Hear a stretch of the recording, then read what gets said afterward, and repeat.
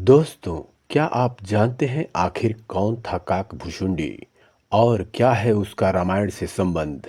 इनका वर्णन वाल्मीकि रामायण एवं तुलसीदास के रामचरितमानस में आता है। चलिए जानते हैं इस खास विषय में। आप देख रहे हैं विप्रालोक। अगर आपने चैनल को सब्सक्राइब नहीं किया तो सब्सक्राइब करें और बेल आइकन जरूर दबाएं। वैसे सवाल यह है कि काकभूषुंडी आखिर कौन थे? कहते हैं सर्वप्रथम श्री राम की कथा भगवान महादेव ने माता पार्वती को सुनाई थी। उस कथा को वहां बैठा एक कौवे ने भी सुन लिया था और उसी कौवे का पुनर्जन्म काकभूषुंडी के रूप में हुआ। जब राम बालक थे तब वे उनके पास ही रहते थे। काकभूषुंडी को पूर्व जन्म में भगवान शंकर के मुख से सुनी वह राम कथा पूरी की पूरी याद थी। इसीलिए वे राम के पास रहकर उनकी बाल लीलाएं देखते रहते थे। लेकिन एक बार उन्होंने राम के हाथ से रोटी का टुकड़ा छीन लिया तो राम रोने लगे। काकभूषुंडी सोच में पड़ गए। क्या तीनों लोकों का स्वामी रोटी के एक टुकड़े के लिए रो सकता है? उनके मन में भ्रम उत्पन्न हो गया और यह सोचकर वे वहां से उड़ चले कि यह तो साधारण सा बालक है। आकाश में बहुत ऊंचे और बहुत दूर जाने के बाद अचानक उनकी नज़र पीछे पड़ी। तब पता चला कि वह बालक अपनी शक्ति से उनके पीछे आ रहा है। काकभूषुंडी तब चक्कर खाकर नीचे गिरने लगे। जब उन्हें होश आया तो उन्होंने ये देखा कि वे तो उसी बालक के चरणों में गिरे पड़े हैं जो थोड़ी देर पहले महल में रो रहा था, यानी कि भगवान राम। प्रभु की यह लीला देखकर उनकी आंखों से आंसू निकल आए। काकभूषुंडी ने श्री राम की कथा अपने शिष्यों को सुनाई। इस प्रकार राम कथा का प्रचार प्रसार भी हुआ और कहते हैं कि वाल्मीकि को यह राम कथा वनवास से लौट आने के बाद नारद जी ने उन्हें सुनाया था। जब रावण का पुत्र मेघनाथ युद्ध करते हुए श्री राम को नागपाश से बांध दिया था, तब देवर्षि नारद के कहने पर गिद्धराज गरुण ने नागपाश के समस्त नागों को खाकर श्री राम को नागपाश के बंधन से मुक्त कर दिया था।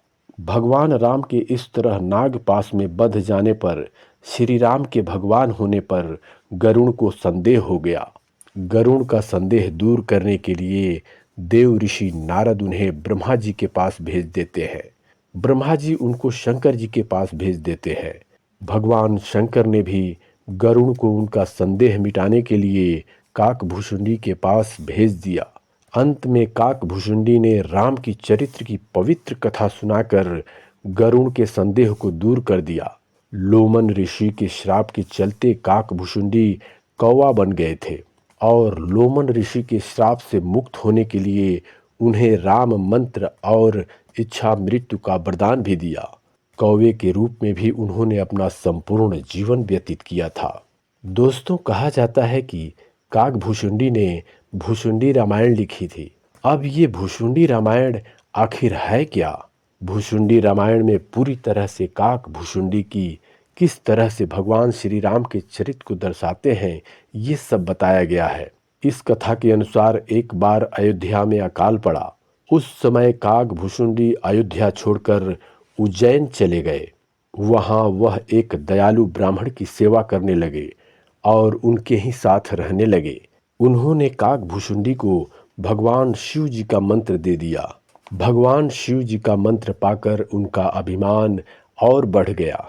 एक बार ब्राह्मण भगवान की पूजा प्रार्थना कर रहा था तो इससे उसका घोर अपमान उन्होंने कर दिया। इस पर भगवान शंकर ने उसे आकाशवाणी करके श्राप दे दिया कि तुमने अपने गुरु का निरादर किया है, इसलिए तुझे अब सर्प की अधम योनि मिलेगी और उस योनि के बाद 1000 बार तुझे अनेक योनि में जन्म लेना पड़ेगा। काकभूषुंडी के गुरु बड़े दयालु थे, इसीलिए उन्होंने शिव जी की स्तुति करके अपने शिष्य के लिए क्षमा प्रार्थना की। गुरु के द्वारा स्वयं क्षमा याचना करने से भगवान शंकर ने आकाशवाणी करके कहा कि हे ब्राह्मण, मेरा श्राप व्यर्थ नहीं जाएगा। इसको 1000 बार जन्म अवश्य ही लेना पड़ेगा और ना ही यह अपने किसी भी जन्म की स्मृति को भूलेगा। इसे अपने प्रत्येक जन्म का स्मरण बना रहेगा। जगत में इसे कुछ भी दुर्लभ न होगा और मेरी कृपा से इसे भगवान श्री राम के चरणों के प्रति भक्ति प्राप्त होगी। वैदिक साहित्य के बाद जो रामायण कथाएं लिखी गईं, उनमें वाल्मीकि रामायण सर्वोपरि है। वाल्मीकि श्री राम के समकालीन थे और उन्होंने रामायण तब लिखी जब रावण वध के बाद श्री राम का राज्याभिषेक हो चुका था।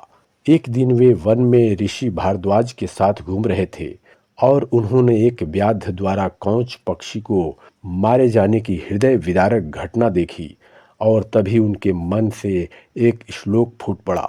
बस यहीं से इस कथा को लिखने की प्रेरणा मिली। वाल्मीकि जी ने राम से संबंधित घटना चक्र को अपने जीवन काल में स्वयं देखा या सुना था, इसलिए उनकी रामायण सत्य से काफी निकट है। प्रिय दोस्तों, आपने जाना काकभुशुंडी के विषय में कुछ जानकारियां। वीडियो देखने के लिए धन्यवाद। जय श्री राम।